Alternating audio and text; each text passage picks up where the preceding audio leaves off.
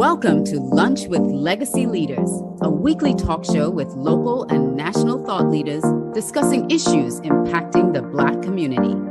Now introducing our host, Miss Ann Marie Sorrell. Good afternoon and welcome to Lunch with Legacy Leaders. I'm your host, Ann Marie Sorrell, President and CEO of the Mosaic Group. First, I want to say Happy New Year to all of you out there, and thank you for being a supporter of Lunch with Legacy Leaders since 2020. We have an exciting year lined up for you. And, before we kick off our broadcast and tell you who our special guest is today, I want to first thank our sponsors, not just for, being with us all this time, but being a sponsor of this broadcast. For this episode, the Mes-Mendovur Accident Attorneys, AARP, the Florida Lottery, FAMU Mary, and All of Us Research Program at the University of Miami. And today we also have a new sponsor. We want you to check out Florida Blue to find out how you can save money on health insurance. Many people find health insurance confusing, expensive, and out of their reach. For those who have those reasons, they may not have health insurance to keep them and their families healthy and protected from expensive medical bills. And so if you have that challenge, or if you have questions, then we invite you to, if you have questions about how insurance works, we invite you to find help and check out Florida Blue on getcoveredflorida.com. That's getcoveredflorida.com. It's super important that you all have insurance, especially in these times of just changing health challenges.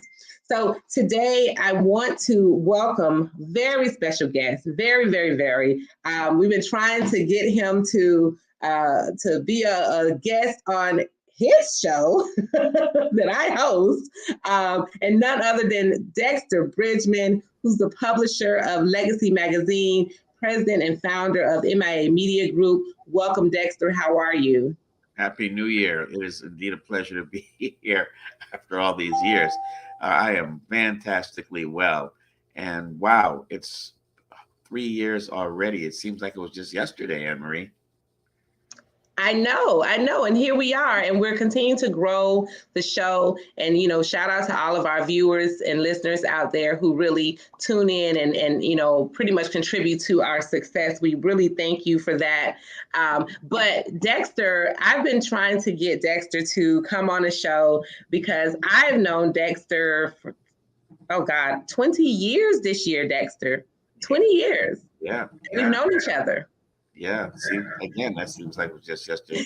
Seems like when I just landed here in South Florida, I met you, and our relationship has flourished, and look where we are today. How about that? Absolutely. And by the way, everyone, we were all like 15 at the time. I'm just playing. Exactly. But Dexter, right. I still have one of the very first magazines that you published, Success South Florida. And it was the Bachelor and Bachelorette edition. And it featured Black single professionals in South Florida. And I remember also being one of your first 40 under 40 honorees under the Success South Florida banner. So I want you, I've been a part of your journey for so long, and I appreciate you allowing me to be a part of this journey. I'm just so proud of the strides that you've made and the work that you do in our community. And so for people who really don't know the man behind the mission, the man behind the brand, can you just give us your journey? Like, how did you even get started in publishing? What inspired you? And you've had a transition from Success to Legacy and the MIA Media Group. And I believe there were a few others underneath that umbrella at one point as well. So let's get into it. Let me hear from you. How did you get to this point? Well, okay. My journey into publishing was quite by accident. I was a 19-year-old impressionable college student, really trying to find myself, didn't know what I really wanted to do, even though I was majoring in business. But, I was majoring in business with the hope and aspirations of finding a job in business after college.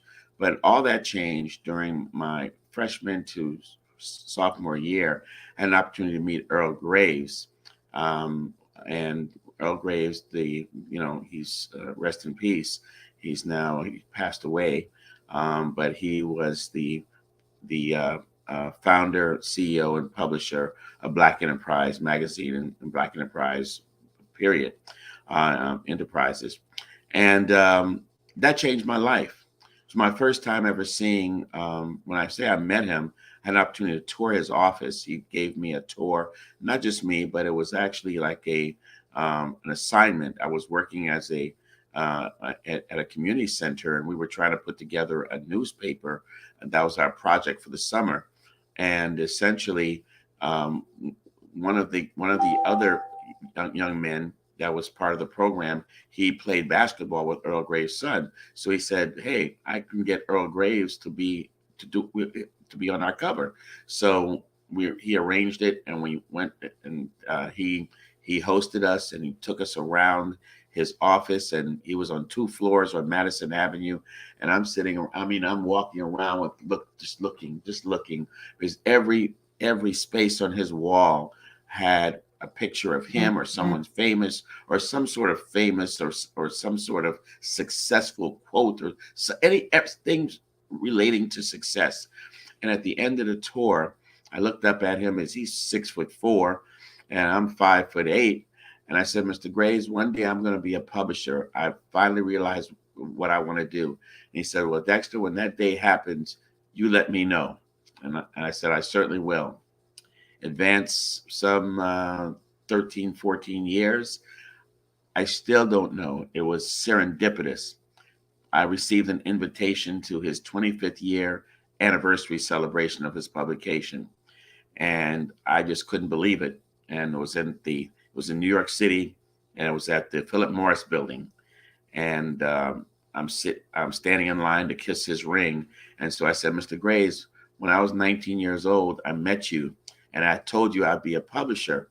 He says, "Well, I said, "You inspired me." He says, "Well, are you?" And I said, "Yes, sir." He says, "Show me what you got." So I reached inside my jacket pocket, showed him my publication. He says, "Wow, this is pretty good." And then he called Clarence Smith and Ed Lewis over. He said, "Clarence, Ed, come on over here and look at and meet this young bro. He's part of our new fraternity now, our new club." And I was like, I was on cloud 9, because Clarence Smith and Ed Lewis was the publisher and CEO and president of Essence Communications. And to have that to take a picture with them, and to, for them to look at me as one of their own, not really, but you know what I mean? Because I was just, on my way up. These guys were they looked at you as a protege. Yeah, they looked at you as a protege, which was great. That's fabulous. Yes. And they gave me the respect. They gave me this respect, and they walked around introducing me to everyone and what have you. And even today, I remember that moment.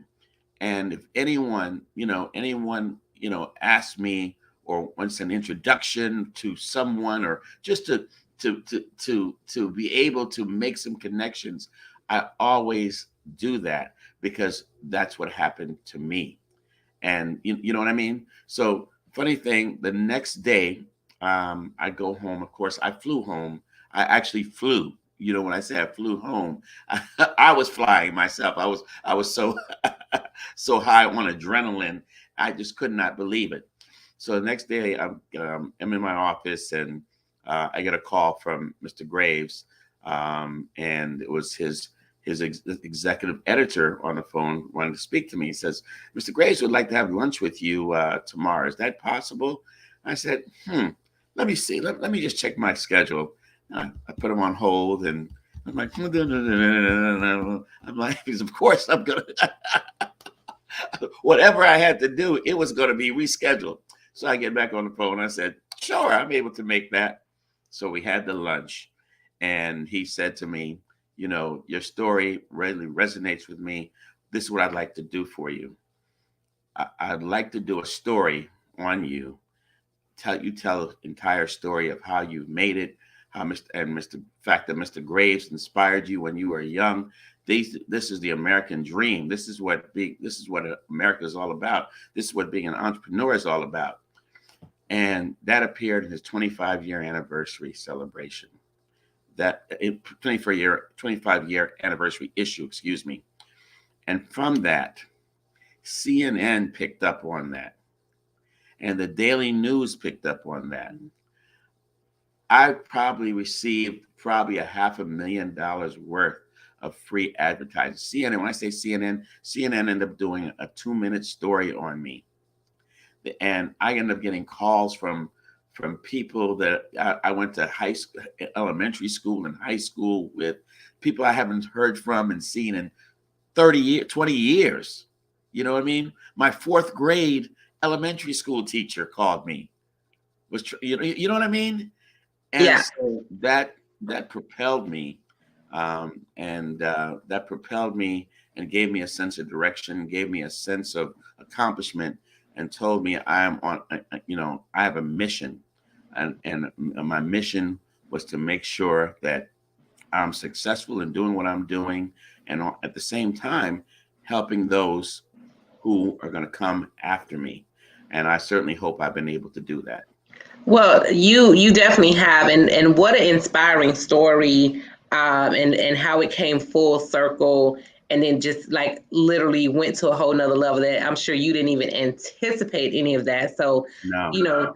That is phenomenal. I want to ask you, fast forward to you being here in South Florida for little over 20 years, I think, or but just about 20 years. Yeah, 19 to be exact. 19 to be exact. So what was your inspiration of MIA Media Group? Success South Florida is what I remember initially, and then now Legacy Magazine. Talk us through that thought process and that inspiration. Sure. Well, I've never been to South Florida before. I've been to Orlando, but I really had no aspirations. And the idea of Miami was not enticing to me until my sister moved down here, and she moved down, and I came down to visit her. She bought a house. She had a housewarming, and it was November, and I think I was the last plane leaving LaGuardia because they shut down the airport after that. It was a snowstorm, and I had my parka, my snow boots on, and what have you, and landing in November in Fort Lauderdale Airport, it was 80 something degrees, 82 to 83 degrees. I'm walking through the airport with my parka and my snow boots on and what have you. And I'm sweating. And I get to my sister's car. She's like, "Oh my God, why are you sweating so much? You realize it's 85 degrees?" I'm like, "That's why I'm sweating." But in the meantime, I'm seeing people with white beaters and flip flops and all these decorative shorts and shirts on and what have you. And I'm like, "Oh my God, is it really 80 something degrees in November?" Just couldn't get my brain around that. So anyway, I ended up having the time of my life. So I was supposed to stay a few days. I ended up staying a week or two. So then I started coming down almost every other weekend. So she said to me, "If you like it so much, you're an entrepreneur. You can do it. You can be anywhere." I said, "You know what? You're right." And I said, "I'll be here May 1st of 2004. And I'm a man of, when I decide on doing something, I set a date or a time or whatever the case may be, I follow through with it. I was here precisely May 1st, 2004. Never looked back. I had never had any ideas of starting a publication or a business. I was just simply going to run my business from New York, my current business from New York. But I realized that there was a dearth. There was something missing in the community. Obviously, there were other publications and down here, and there was Black media down here. But I didn't see anything like, coming from New York, which is the communication capital of the world, the media capital of the world. We had all sorts of Black publications, Black shows, and this and that and the other.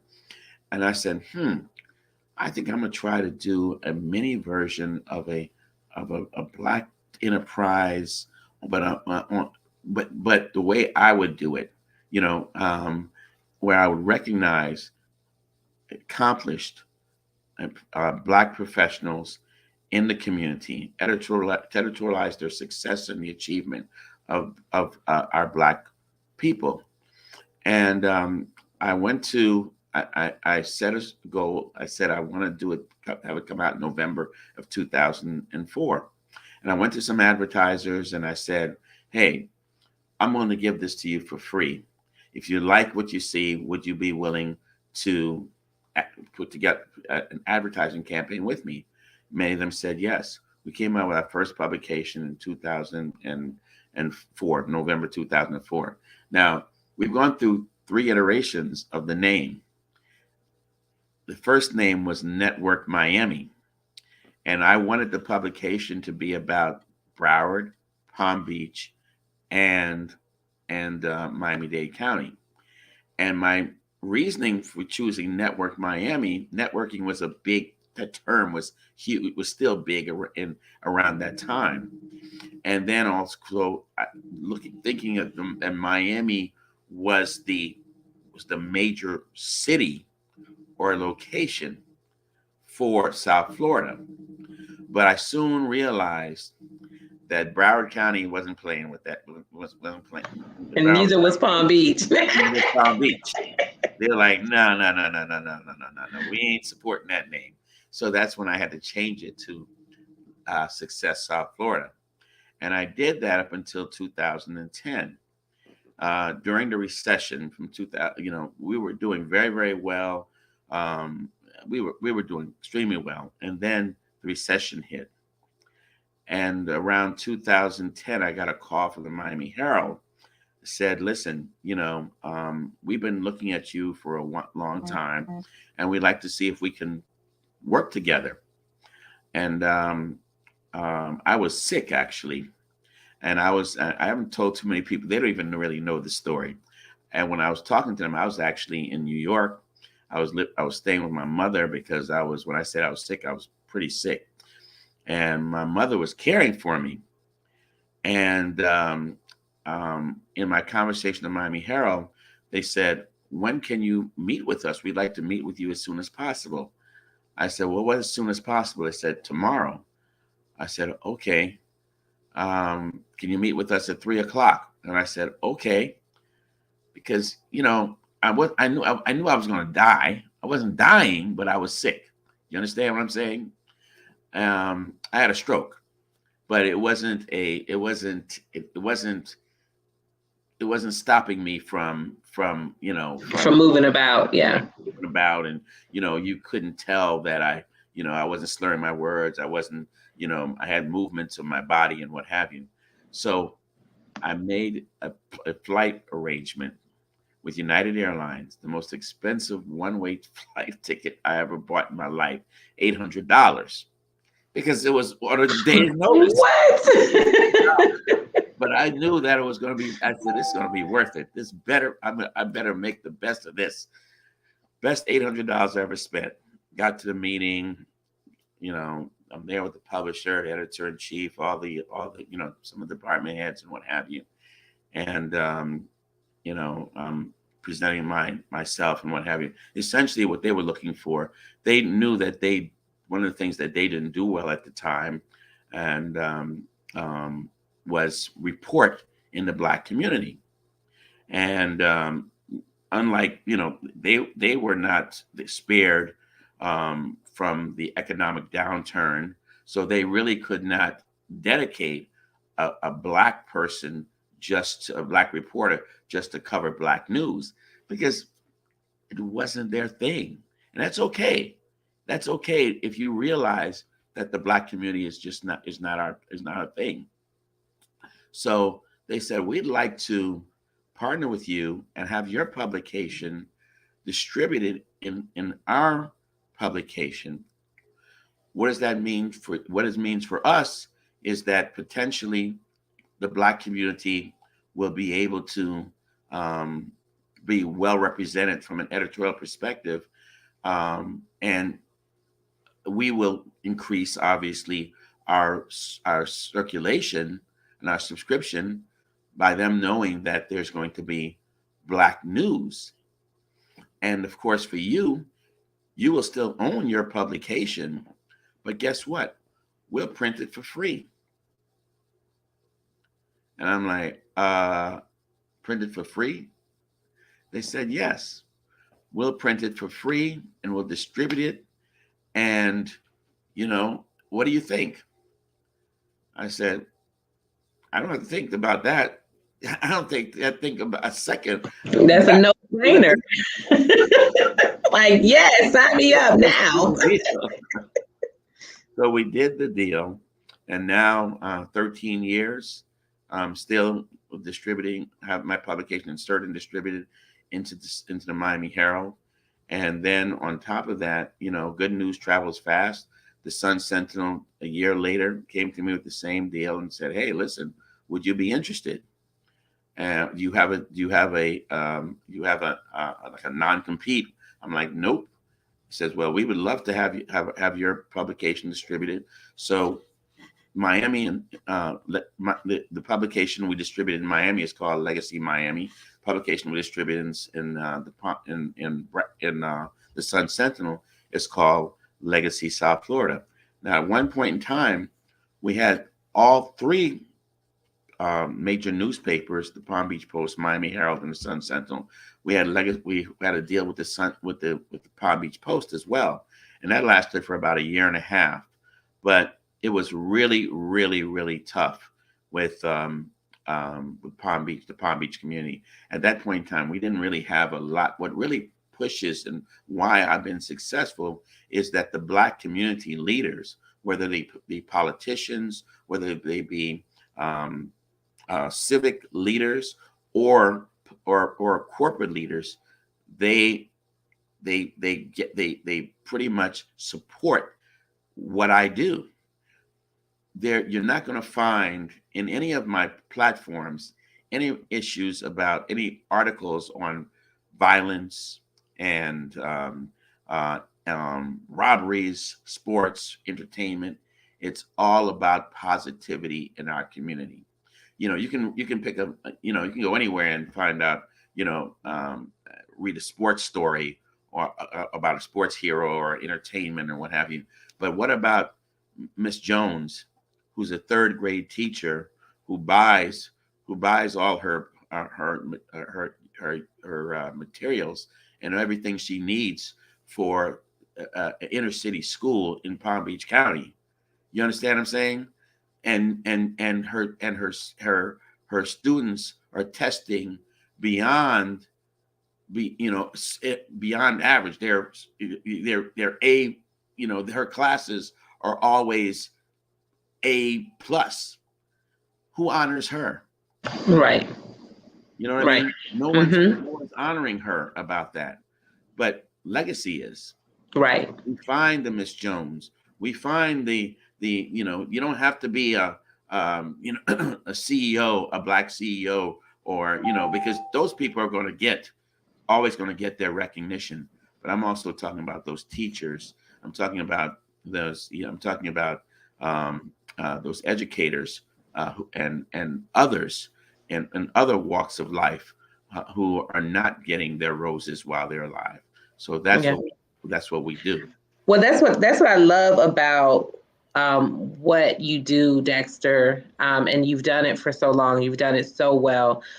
You really showcase Black excellence on a variety of levels, from like you said, education to healthcare to the business community, and beyond. And I think for me, what I see that it does is it really gives people who would normally not be recognized, because we know there are definitely groups of people that get a lot of recognition from a lot of different publications, self-included.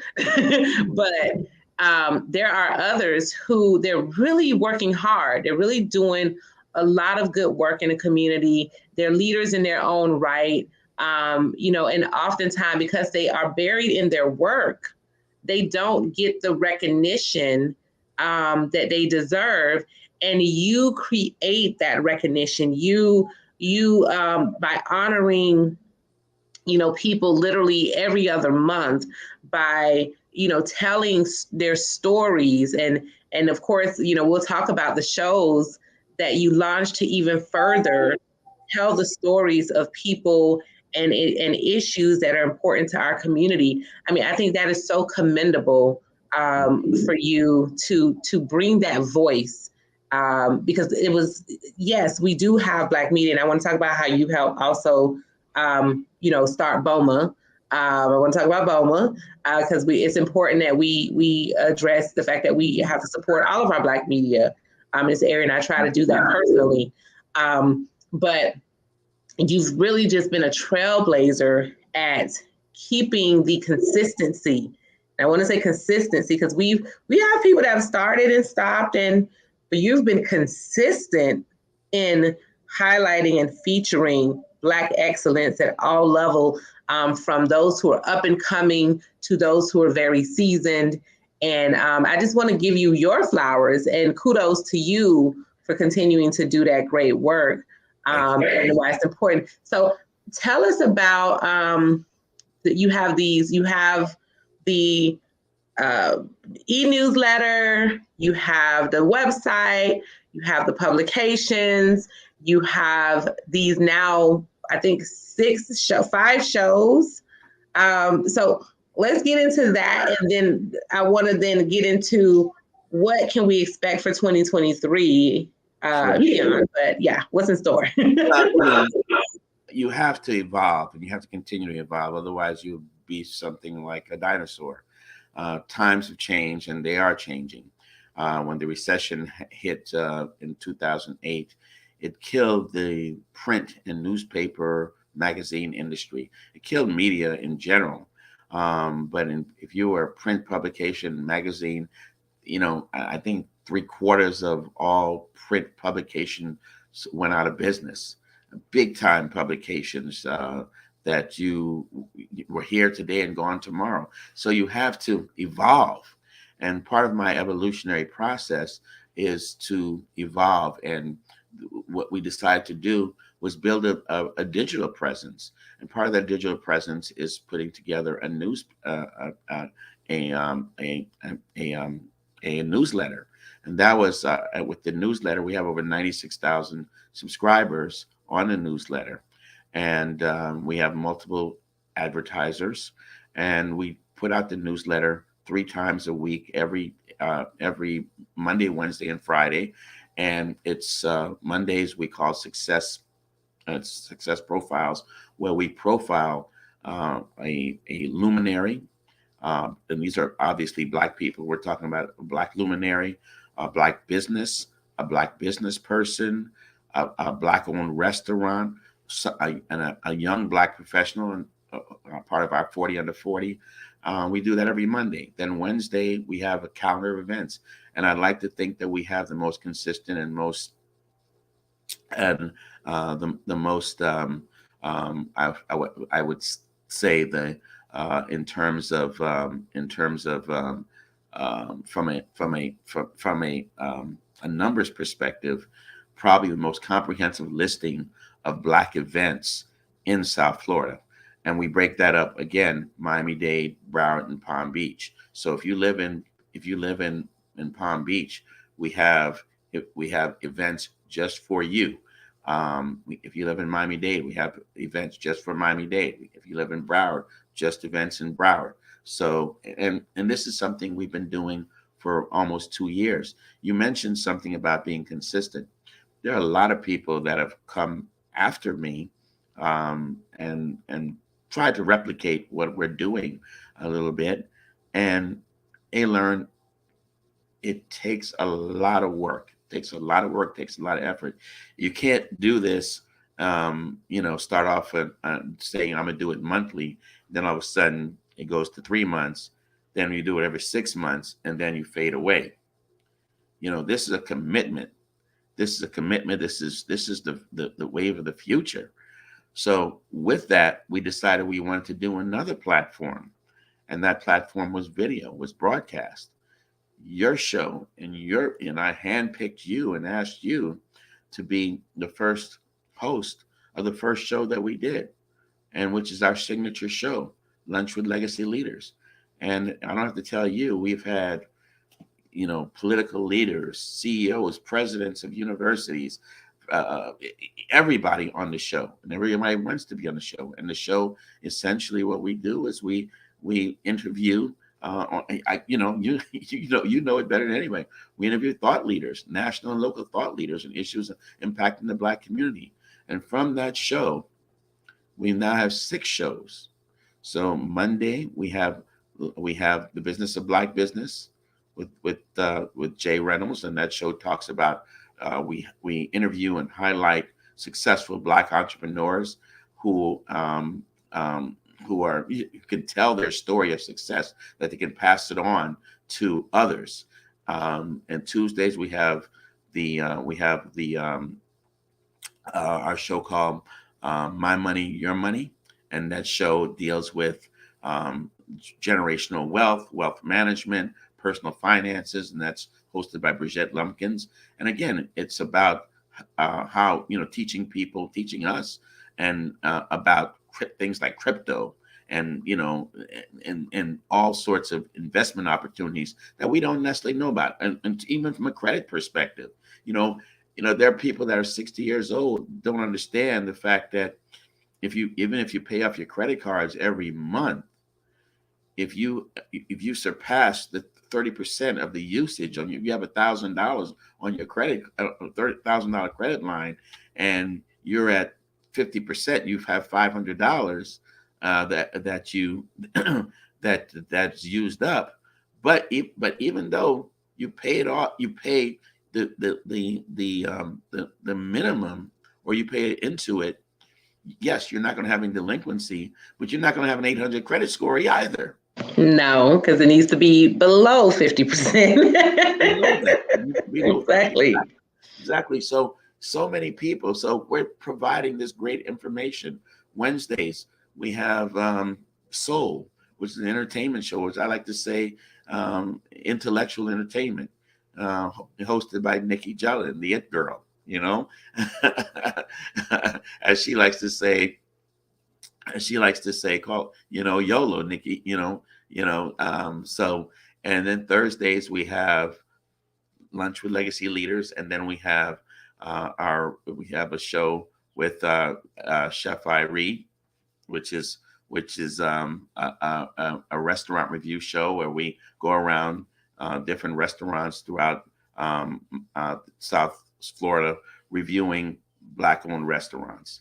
And then, of course, Friday is we have Black Health with Dr. Michelle Kerwin, and we talk about issues, health issues that are inflicting the Black community. So I like to think that we have something for everyone. But again, as you can see, these are all about self-improvement shows that can help us in our everyday life. Yeah, I love that, and you're definitely a visionary, but not just a visionary that carries that vision through. And if those who are listening are not tuned into these other shows, a lot of great content from the various subject matter experts for you to tune into. So, Dexter, what's next? What can we expect for this year? We're kicking off this segment with you. But not just for Lunch with Legacy Leaders, but what can we expect just for MIA Media Group? Because it's like, okay, well, what you got now, Dexter? What you doing next? Well, what I'd like to, the thing about it is, at one point in time, we were in Orlando, and we were also, as I mentioned, we were in Palm Beach.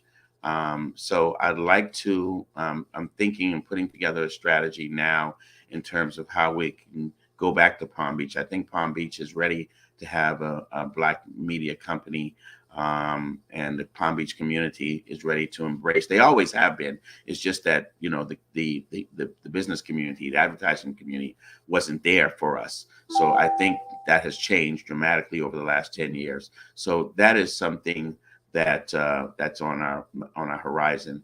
And I've always thought that, believe it or not, that Orlando is probably a bigger market than even South Florida. And I'm again putting things in place to revisit Orlando for 2023 as well. So you'll see some growth as it relates to Legacy Orlando potentially, and Legacy Palm Beach. Well, that's awesome, and definitely here to continue to grow with you. Any parting words, golden nuggets? We don't get to see you often, or on any of the platforms. So I'm thankful that you chose to give me the exclusive with you today. And so as you go back to doing this amazing work, any parting words or golden nuggets that you want to leave with our audience? Yeah, I remember years ago, I was in a meeting. I was in a room with this CEO, and he was a Black CEO of a major Fortune 500 corporation.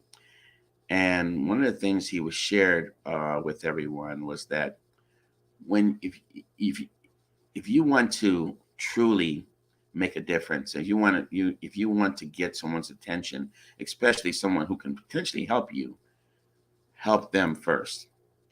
Everybody comes up to this particular gentleman and gives their cards to him and says, what, and basically, hey, I need a job, or I need some business from your company. And he takes those cards and he puts them on a stack the next day, and he very rarely does he go through them. But the individual who comes to him and says, how can I help you? What can I do for you? Is there something I can do to make your job easier, or sell your product in our community? How can I do that? So don't always ask in terms of what you want from a person. You always get more by helping, by saying, how do I help you? How do I make your life easier? So remember that. That resonated with me till this very day. And I use that all the time. And guess what? It works. Yeah. 100%. Well, I agree. I mean, it's what can I do for you instead of what's in it for me. That's right.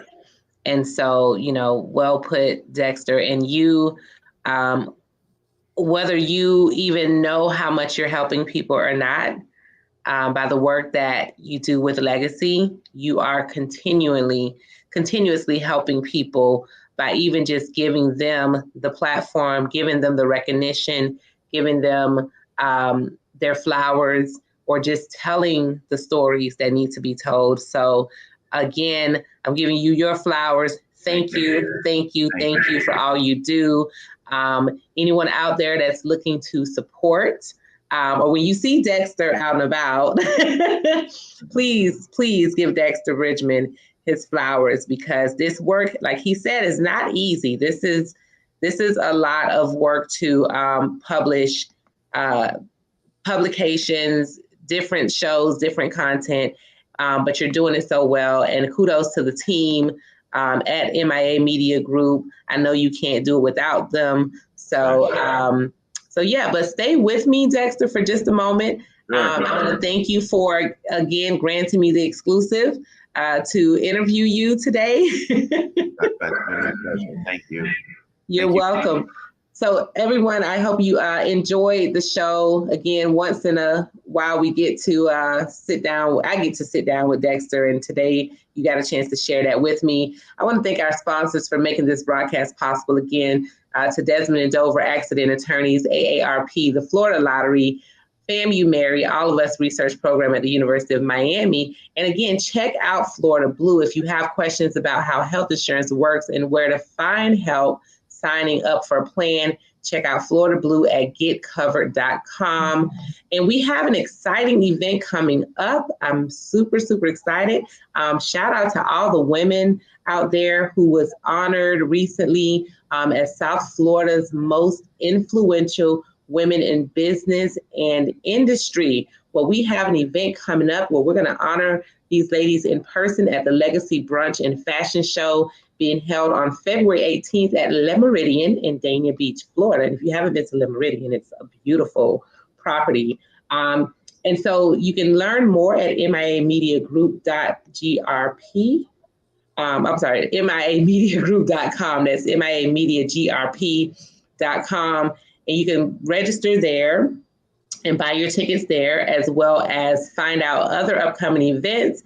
And of course, as Dexter mentioned, I won't go through all the shows again. We have a show for you each day of the week, and it's something for everyone. So please check out our upcoming shows. And as always, be sure to share this video, subscribe to our channels, follow our pages, and share with all of your network. And of course, tune in with us again next Thursday at noon. And thank you again, Dexter, and thank you all for tuning in today.